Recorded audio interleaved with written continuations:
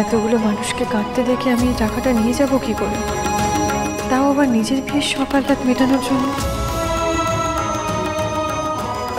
Sir, ওনারা এখন ওনাদের প্রাপ্য টাকা পাননি, প্লিজ ওনাদের টাকাটা দিয়ে দেওয়ার ব্যবস্থা করুন। হ্যাঁ, একটা সমস্যা চলছে, ঠিক টাকা দিয়ে দেওয়া হবে। গত 3 মাস ধরে একই কথা শুনে আসছি, আর কতদিন অপেক্ষা করব?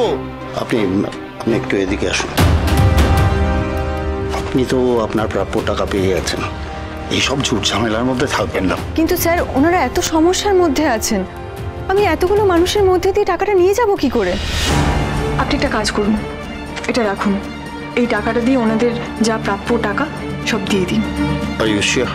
হ্যাঁ স্যার। কত সহজে তুই নিজের সবটুকু বিলিয়ে দিতে পারিস, খাঁটি হিরে তুই, তাও কত মানুষ তোকে ভুল বোঝে।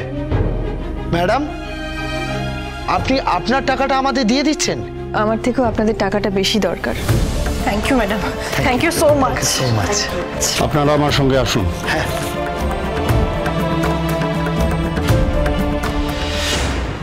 মা, অর্জুনদা, তোমরা এখানে? আমি অর্জুনকে নিয়ে এসেছিলাম, ভেবেছিলাম এখানে এসে দেখব সব সমস্যার সমাধান হয়ে গেছে, কিন্তু এখানে তো কিছুই হয়নি। যে তিমিরে ছিলে সেই তিমিরেই রয়ে গেছে।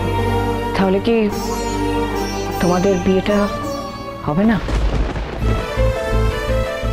দেখো, তুমি যদি চাও তাহলে আমরা বা আমি তোমার বিয়ের প্লিজ অন্যভাবে নিও না দীপা। আমি আমার মেয়ের বিয়ে তো দিতেই পারি, যতটুকু সামর্থ্য অনুযায়ী খরচা করে ধুমধাম করে বিয়ে দিতে পারি, কিন্তু তুমি তোমার জেদ ধরে বসে আছো, কিছুতেই মানতে চাইছো না। তাহলে কি হবে একটু যদি বলো। বিয়ে হবে মা, তবে এক্ষুনি নয়, আর কটা দিন আমাদের অপেক্ষা করতে হবে। আমি অর্জুনদাকে যে কথা দিয়েছি সেই কথার খেলাপ আমি করব না, আর নিজেকে দেওয়া কথারও খেলাপ হবে না।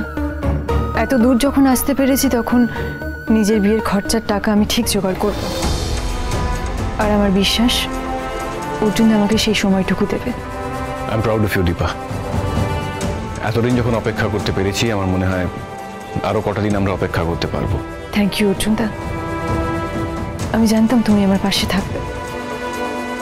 ঠিক আছে, তোমাদের দুজনেরই যখন এই ইচ্ছে, তখন আমরা অপেক্ষা করব।